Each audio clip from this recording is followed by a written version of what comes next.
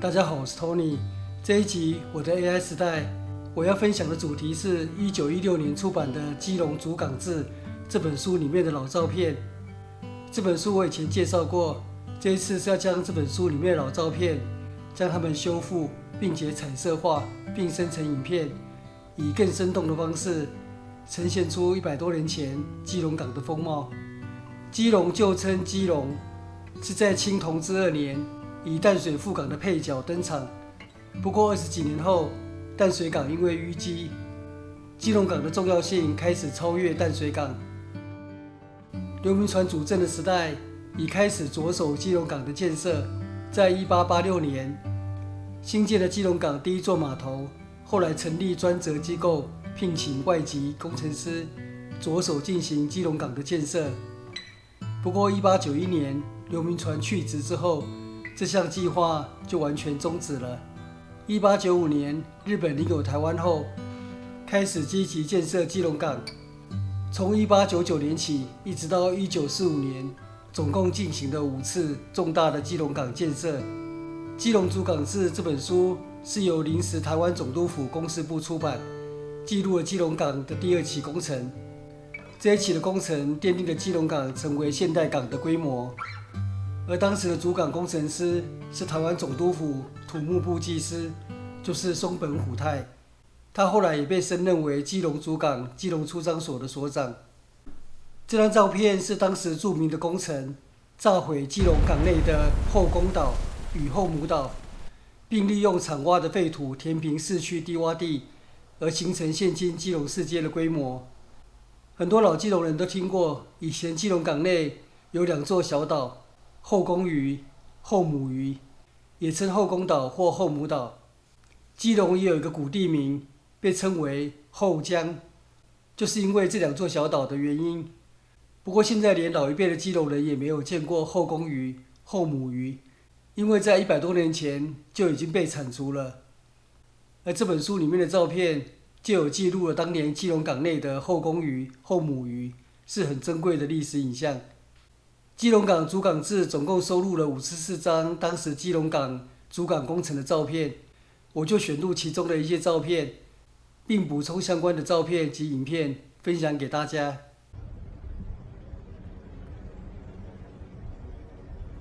这是后公屿，位于基隆港内的西侧，位置大约位于现今西4号码头前方的海中，露出水面约 3.3 公尺。因影响基隆港航道安全，而在第2期主港工程时，将后公屿挖除。挖出来土石，则在万人堆鼻附近填海造陆。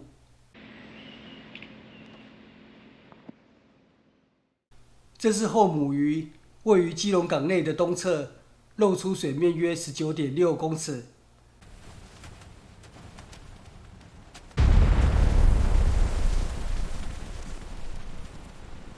这是后母屿爆破后工人搬运碎石的情景。这是后母屿拆除后进行的填土造陆工程。这项工程在大正3年竣工，挖出来的土石在基隆港东岸创造大片的海埔新生地。这是仙洞鼻防波堤内的埋立地。埋立地就是填土形成的新埔地的意思，地点是在现今仙洞岩附近的海岸。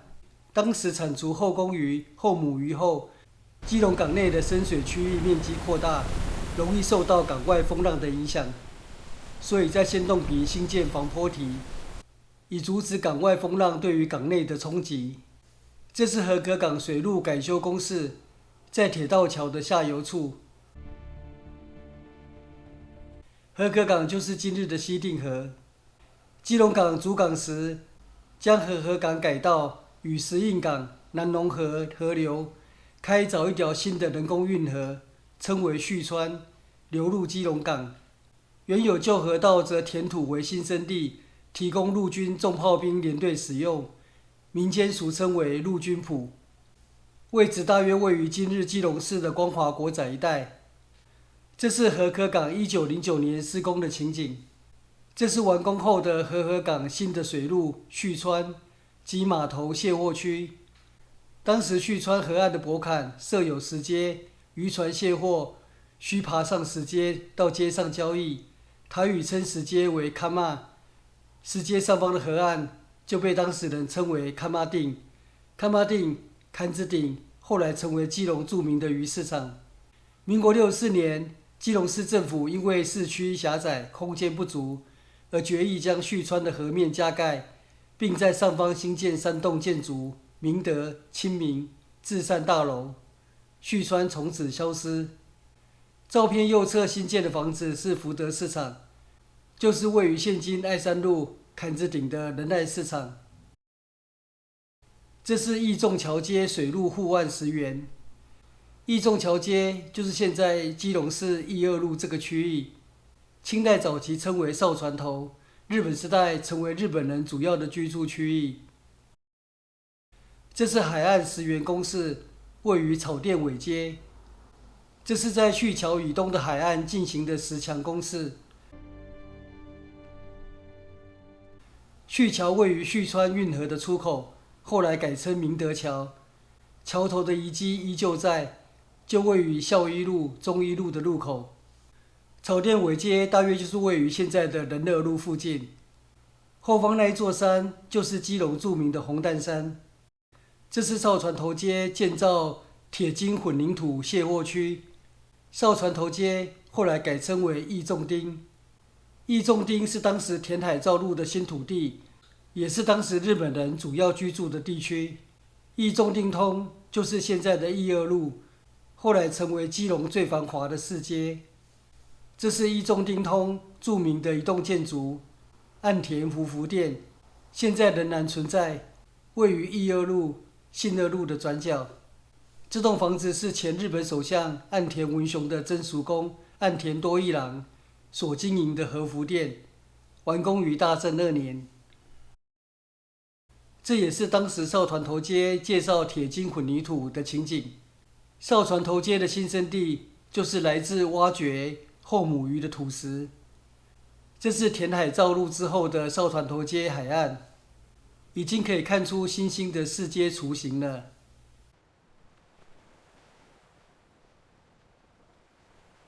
这是哨船头街海岸的新市街。照片中的尖塔就是当时基隆邮便局的尖塔。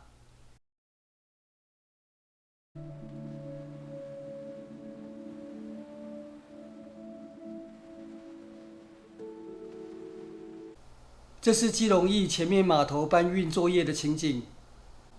著名的第3代基隆火车站在当时已经完工，不过从照片这个角度看不到基隆驿。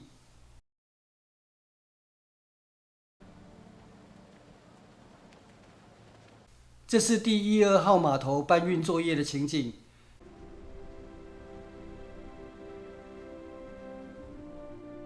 这里位于基隆港的西岸，大约就是现今西2码头附近。这是新店上屋及船客待合所，新店位于金孝2路附近。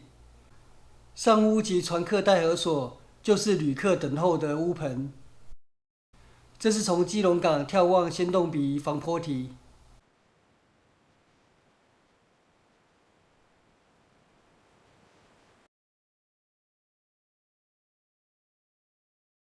以上您看到的就是1916年出版的《基隆主港志》里面的老照片，以及生成的彩色图片及彩色影片，呈现了100多年前基隆港的风貌。当年基隆市政府为了感谢松本虎太对于基隆港的贡献，由市长发起向民众募款，在当时获选为台湾新8景之一的基隆旭丘，兴建了一座松本虎太纪念馆。在太平洋战争期间，松本纪念馆被日军征用，成为重炮兵连指挥所。战后被国军接收，称为旭丘指挥所。后来军方撤出之后，基隆市政府从2020年展开旭丘指挥所的整修，现在已经整修完毕，开放给民众参观。日本时代进行基隆港的扩建工程，奠定了基隆港现代化的基础。基隆港从此成为台湾第1大港口，一直到1970年代才被高雄港超越。而日本时代建设的基隆港码头都集中在西岸，总共有18座。而国民政府时代持续建设基隆港，将原本18座码头扩增至57座，其中西岸37座，东岸20座。1980年代是基隆港的巅峰时代，成为当时世界第7货柜港，也是台湾的第2大港。而100多年来，基隆港的现代化建设，主要是2个时代、2个政权持续经营的成果。我今天的分享就到这边结束，谢谢收看，我们下次见，拜拜。海风吹拂着记忆的港湾，那些典雅街景依然在脑海流转，只是繁华的面貌悄然改变，让我们同行，再寻回那片美丽，重现属于基佬的海港风款。